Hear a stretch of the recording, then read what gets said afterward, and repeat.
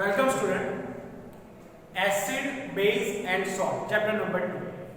यहाँ पर हमने एसिड की प्रॉपर्टीज कंप्लीट कर ली, बेस की प्रॉपर्टीज कंप्लीट कर ली, कुछ क्वेश्चंस भी हमने देखे। नाउ न्यू टॉपिक जो है हमारा salt. What is salt? Salt हम किसे बोलते हैं? तो स्टूडेंट आपने देखा था जब एसिड एंड बेस जब रिएक्ट करते हैं तो सॉल्ट प्लस वाटर ऑब्टेन होता है, तो उसे हम बोलते थे न्यूट्रलाइजेशन रिएक्शन। न्यूट्रलाइजेशन रिएक्शन किसे बोलते थे? जब एसिड बेस रिएक्ट करके सॉल्ट प्लस वाटर हमें प्रोडक्ट में देते थे, उसे ही हम बोलते थे न्यूट्रलाइजेशन रिएक्शन। तो आज का हमारा टॉपिक है सॉल्ट। एसिड बेस हमारा कंप्लीट हो गया। Now salt. What are salts? Salts हम किसे बोलते हैं? Salt is the product of a neutralization reaction between an acid and base। तो न्यूट्रलाइजेशन रिएक्शन हमने पढ़ा था, एसिड और बेस जब रिएक्ट करते हैं तब हमें सॉल्ट प्लस वाटर ऑब्टेन होता है, और सॉल्ट प्लस वाटर जब ऑब्टेन होता है तो उसे ही हम बोलते हैं न्यूट्रलाइजेशन रिएक्शन। एसिड और बेस के बीच जब रिएक्शन होता है, सॉल्ट प्लस वाटर ऑब्टेन होता है, उसे ही हम न्यूट्रलाइजेशन रिएक्शन बोलते थे। तो यहाँ पर आप देख सकते हो salt is the product of. तो सॉल्ट किसका प्रोडक्ट है? तो सॉल्ट यहाँ पर एसिड और बेस जब रिएक्ट करते हैं और जो हमें प्रोडक्ट मिलता है वो है सॉल्ट प्लस वाटर। तो सॉल्ट जो है हमारा वो प्रोडक्ट ऑफ एसिड और बेस। तो यहाँ पर स्टूडेंट आप देख सकते हो salt is the product of a neutralization reaction between an acid and a base. Then यहाँ पर कुछ एग्जांपल है।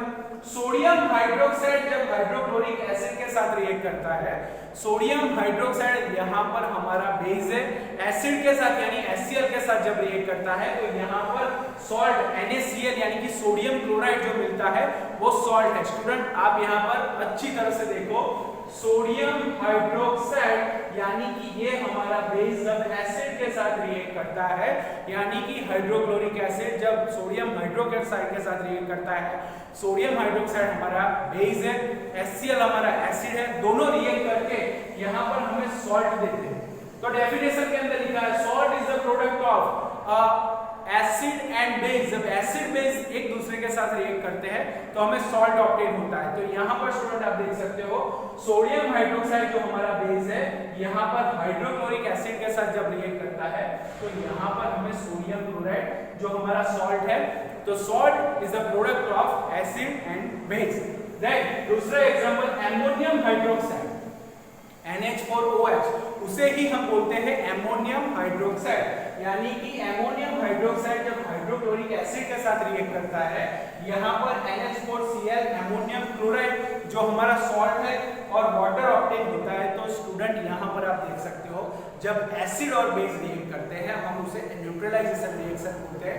बट न्यूट्रलाइजेशन रिएक्शन के दरमियान जो प्रोडक्ट हमें ऑब्टेन होता है वो सॉल्ट मिलता है, वो सॉल्ट मिलता है, उसे ही हम बोलते हैं सॉल्ट। तो सॉल्ट किसे बोलेंगे? जब एसिड और बेस एक दूसरे के साथ रिएक्ट करेंगे और एसिड और बेस रिएक्ट करके जो प्रोडक्ट फॉर्म होता है वो हमें सॉल्ट मिलता है। तो यहाँ पर स्टूडेंट आप देख सकते हो salt is the product of a neutralization reaction between an acid and base. तो एसिड बेस के बीच में जब रिएक्शन होता है तो हमें प्रोडक्ट सॉल्ट ऑब्टेन होता है।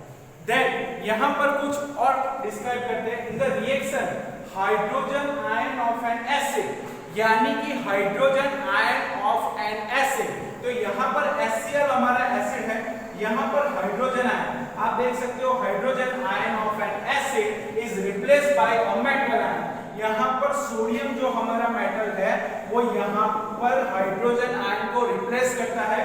तो आप यहाँ पर देख सकते हो NaCl फॉर्म होते हैं क्योंकि यहाँ पर सोडियम आयन हाइड्रोजन को यहाँ पर रिप्लेस करता है। आप देख सकते हो स्टूडेंट यहाँ पर हाइड्रोजन आयन को सोडियम आयन यहाँ पर रिप्लेस करता है, यहाँ पर Na+OH-, यहाँ पर Na जो मेटल है हमारा मेटल यहाँ पर हाइड्रोजन को रिप्लेस करता है और यहाँ पर हमें सॉल्ट ऑब्टेन होता है सोडियम क्लोराइड। यानी कि स्टूडेंट आप देख सकते हो the reaction hydrogen ion of N acid यानी कि HCl का acid is replaced by a metal ion और एमोनियम आयन। यहाँ पर आप देख सकते हो यहाँ पर एमोनियम आयन हाइड्रोजन को रिप्लेस करता है, यहाँ पर सोडियम मेटल जो है यहाँ पर हाइड्रोजन को रिप्लेस करता है।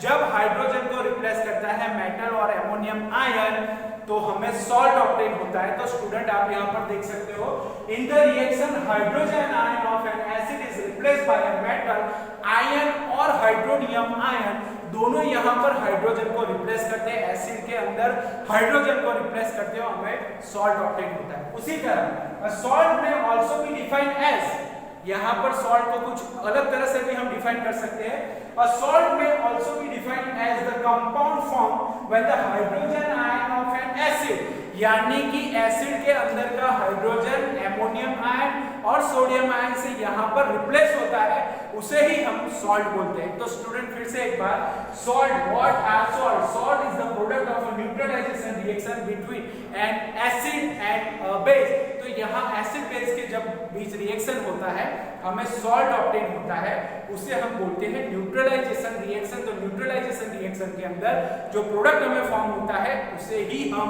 यहाँ पर सॉल्ट कहते हैं। तो सॉल्ट हमारा प्रोडक्ट होता है, यहाँ पर सोडियम क्लोराइड और एमोनियम क्लोराइड दोनों हमारे प्रोडक्ट है, दोनों सॉल्ट है। यहाँ पर आप अलग तरह से भी डिफाइन कर सकते हो। यहाँ पर स्टूडेंट आप देख सकते हो इन द रिएक्शन, हमने जो यहाँ पर दो रिएक्शन दी है उसके अंदर एसिड जो है हमारा हाइड्रोक्लोरिक एसिड, वहां से हाइड्रोजन रिप्लेस होता है, किसकी वजह से? तो यहाँ मेटल है हमारा सोडियम मेटल, यहाँ पर हाइड्रोजन को रिप्लेस करता है, यहाँ पर एमोनियम आयन हाइड्रोजन को रिप्लेस करता है। तो सोडियम आयन और एमोनियम आयन दोनों यहाँ पर हाइड्रोजन को रिप्लेस करते हैं, तब हमें सॉल्ट ऑब्टेन होता है। तो यहाँ पर मैंने लिखा है in the reaction hydrogen ion of N acid is replaced by a metal ion और एमोनियम आयन। तो इस रिएक्शन के अंदर आप देख सकते हो यहाँ पर जो हमारा एसिड है वहां से हाइड्रोजन रिप्लेस होगा और हाइड्रोजन रिप्लेस होगा, यहाँ सोडियम आयन Cl के साथ अटैच हो जाएगा, यहाँ एमोनियम आयन यहाँ पर से हाइड्रोजन रिप्लेस करोगे आप, यहाँ एमोनियम आयन यहाँ पर Cl के साथ अटैच हो जाएगा, यहाँ से हाइड्रोजन रिप्लेस होगा। तो यहाँ पर आप देख सकते हो दोनों रिएक्शन के अंदर एमोनियम आयन और सोडियम आयन दोनों हाइड्रोजन को रिप्लेस करते हैं, इसीलिए यहाँ पर लिखा है in the reaction hydrogen ion of N acid is replaced by a metal ion और एमोनियम आयन। तो यहाँ पर in the reaction hydrogen ion of N acid is replaced by, यानी कि जो हाइड्रोक्लोरिक एसिड के अंदर हाइड्रोजन है उसे एमोनियम आयन और सोडियम आयन यहाँ पर रिप्लेस करते हैं और हमें सॉल्ट ऑब्टेन होता है। उसी तरह सॉल्ट में also be defined as the compound formed where the hydrogen ion of an acid is replaced by a metal ion or an ammonium ion। Sodium को मेटल भी बोल सकते हैं, तो मेटल आयन और एमोनियम आयन यहाँ पर हाइड्रोजन को, यानी कि हाइड्रोक्लोरिक एसिड के अंदर का हाइड्रोजन को यहाँ पर रिप्लेस करता है, उसे ही हम बोलते हैं सॉल्ट। तो स्टूडेंट यहाँ पर लिखा व्हाट इज सॉल्ट। तो स्टूडेंट सॉल्ट का डेफिनेशन यहाँ पर हमने कंप्लीट किया, एसिड बेस पहले ही कंप्लीट किया। ये चैप्टर का लास्ट टॉपिक है, इसके अंदर बहुत सारी चीजें हमने देखनी है। तो यहाँ पर सॉल्ट यहाँ पर आज स्टार्ट होता है, अच्छी तरह से नोटबुक में कंप्लीट कीजिए।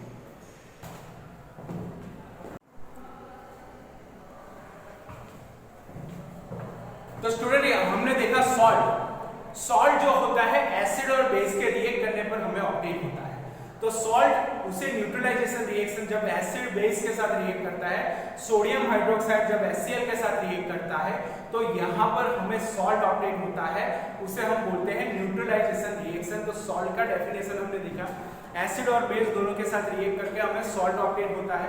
तो यहाँ पर कुछ मैंने सॉल्ट लिए है, उसके पैरेंट एसिड और बेस, तो यहाँ पर the parent acid and bases of some salt. तो थोड़े सॉल्ट यहाँ पर मैंने लिए हैं। पोटेशियम सल्फेट, पोटेशियम सल्फेट हमारा जो है K2SO4, यहाँ पर पोटेशियम सल्फेट, सल्फ्यूरिक एसिड यानी कि एसिड जो होता है H2SO4, हमारा बेस जो है potassium hydroxide KOH। Potassium hydroxide जब सल्फ्यूरिक एसिड के साथ रिएक्ट करता है तो हमें पोटेशियम सल्फेट यहाँ पर ऑब्टेन होता है।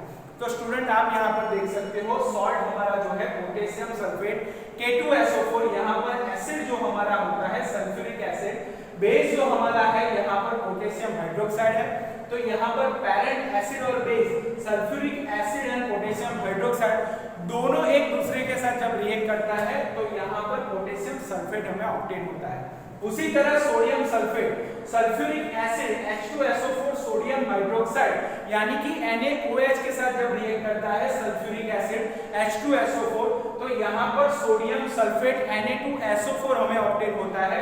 उसी तरह calcium sulphate, sulphuric acid, calcium hydroxide यानी कि H2SO4 यहाँ पर एसिड है हमारा, वो यहाँ पर कैल्शियम हाइड्रोक्साइड यानी कि CaOH ट्वाइस के साथ जब रिएक्ट करता है तो हमें कैल्शियम सल्फेट CaSO4 हमें ऑब्टेन होता है।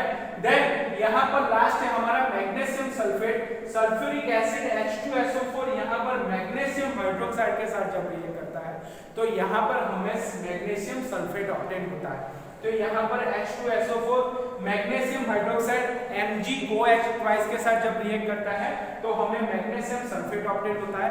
तो यहाँ पर कुछ सॉल्ट्स हमने देखे, उसके पेरेंट एसिड एंड बेस देखे।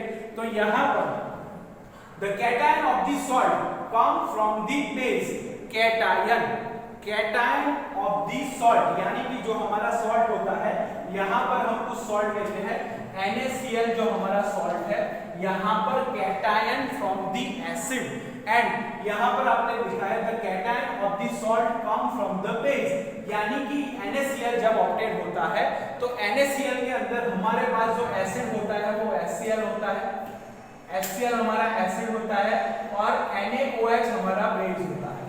तो यहाँ पर आप स्टूडेंट देख सकते हो कि HCl जो हमारा एसिड है, सोडियम हाइड्रोक्साइड जो हमारा बेस है, ये दोनों जब कंबाइन होते हैं तो हमें सॉल्ट मिलता है सोडियम क्लोराइड। तो यहाँ पर लिखा है the cation of the salt come from the base यानी कि कैटायन यहाँ पर Na पॉजिटिव होता है और H नेगेटिव होता है। तो बेस जो हमारा है NaOH जो हमारा बेस है उसमें से कैटायन यानी कि Na हमें ऑब्टेन होता है, बेस में से कैटायन ऑब्टेन होता है। यहाँ Na जो है वो हमें यहाँ पर बेस में से मिला है, जो कैटायन हमारा है वो कम फ्रॉम दी बेस। और यहाँ लिखा है the cation of the salt come from the base and the anion of the salt from the acid यानी कि एनायन जो है हमारा यहाँ पर H+ है, Cl- है। तो एनायन यहाँ पर जब जो हमारा एसिड होता है, बेस होता है, उसके अंदर कैटायन और एनायन होता है, जिस पर पॉजिटिव चार्ज लगा हुआ होता है उसे हम बोलते हैं कैटायन और जिस पर नेगेटिव चार्ज लगा हुआ होता है उसे बोलते हैं हम एनायन। तो यहाँ पर जो हमारा कैटायन है वो बेस से हमें मिलता है, एनायन जो हमारा होता है वो हमें एसिड से ऑब्टेन होता है। तो यहाँ पर Cl जो है एसिड से ऑब्टेन होगा, Na जो हमारा कैटायन है वो हमें बेस से ऑब्टेन होगा। तो स्टूडेंट आप यहाँ पर देख सकते हो the cation of the salt come from the base यानी बेस में से Na+ हमें मिलेगा and the anion of the salt from the acid यानी कि यहाँ पर जो हमें एसिड में से मिल रहा है एनायन। आपको पता है स्टूडेंट जब NaCl सोडियम क्लोराइड हमें सॉल्ट मिलता है तो उसके अंदर Na जो है वो NaOH यानी कि बेस में से ऑब्टेन होता है, वो कैटायन Na+OH-। तो यहाँ पर कैटायन जो है हमें बेस से ऑब्टेन हो रहा है और एनायन जो है हमारा वो यहाँ पर एसिड में से ऑब्टेन हो रहा है। The cation of the salt come from the base and the anion of the salt from the acid. तो स्टूडेंट आपने यहाँ पर देखा HCl जो हमारा एसिड है उसमें से एनायन Cl- जो ऑब्टेन होता है वो एसिड में से ऑब्टेन होता है और Na+ जो हमें ऑब्टेन होता है वो बेस में से ऑब्टेन होता है। तो यहाँ पर कैटायन और एनायन जुड़ने से हमें सॉल्ट ऑब्टेन होता है। तो स्टूडेंट आप यहाँ पर देख सकते हो कि एनायन जो हमारा होता है वो एसिड में से ऑब्टेन होता है, कैटायन जो हमारा होता है वो बेस में से ऑब्टेन होता है और दोनों यहाँ पर कंबाइन होके Na+Cl- दोनों यहाँ पर कंबाइन होके हमें सॉल्ट ऑब्टेन होता है। तो स्टूडेंट आप यहाँ पर देख सकते हो HCl हमारा एसिड है, एसिड बेस के साथ पर जब यहाँ पर HCl के अंदर एनायन जो है वो एसिड के अंदर से ऑब्टेन होता है और बेस जो हमारा है उसमें से कैटायन यानी कि Na+ ऑब्टेन होता है और दोनों यहाँ पर कंबाइन होकर हमें सॉल्ट ऑब्टेन होता है सोडियम क्लोराइड। तो यहाँ पर लिखा है the cation of the salt come from the base and the anion of the salt from the acid.